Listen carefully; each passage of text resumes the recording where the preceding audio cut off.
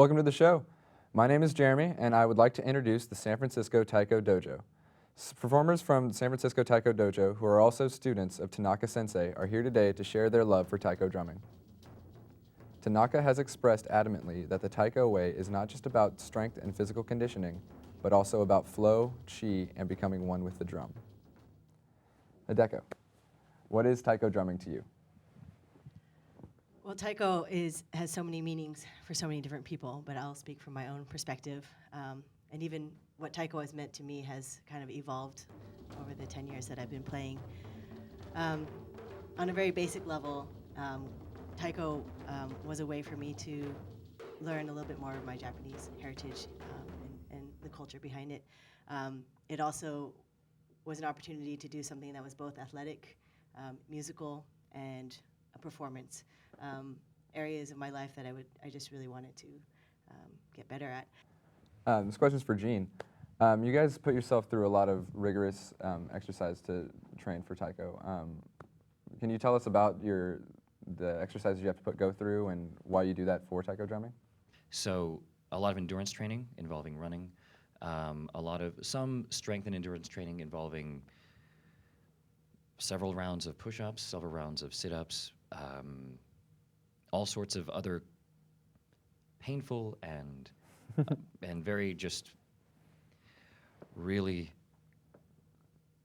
aggravating but fulfilling activities that we have to do, lunges, stretches, that sort of thing. Flexibility is also a very, very important thing for taiko drumming. It might not seem so, but being able to bend and move quickly in different directions really does help become a better player and a better performer, because that's not the only thing that we're doing. We're not just playing up there.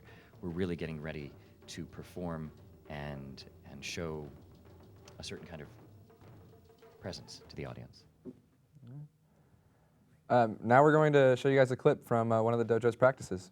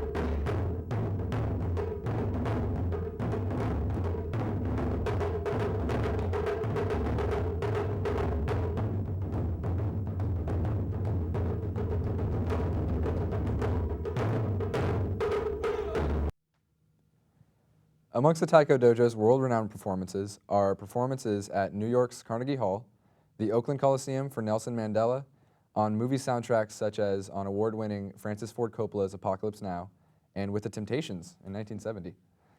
Grandmaster Tanaka has also been honored with the Japanese Ministry of Foreign Affairs and as a National Heritage Fellow by the U.S. National Endowment for the Arts. He is accomplished at many instruments and different forms of martial arts. So Hideko, what's it like to study under someone with his stature? We obviously understand just how accomplished he is and what he has done in terms of the history of taiko and bringing that to the United States. However, seeing him week after week and being in practices with him, it's something that we sometimes take for granted. It just becomes very obvious.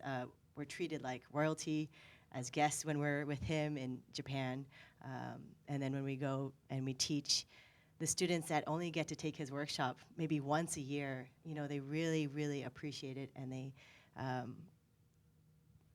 they really just, it's just such a good reminder to me about who he is and how lucky we are to be learning from him week after week.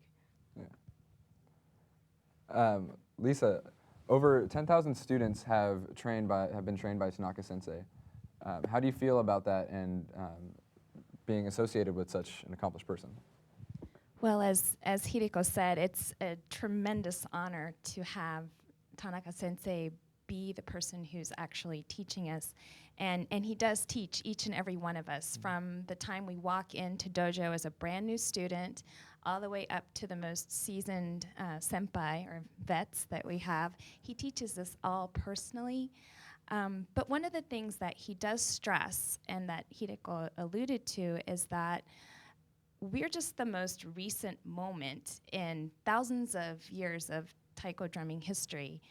And although it's an enormous privilege to have someone of Sensei's caliber be our teacher, it's also very humbling, and you realize the enormity of history and the amount of time and effort and spirit that he's put into it.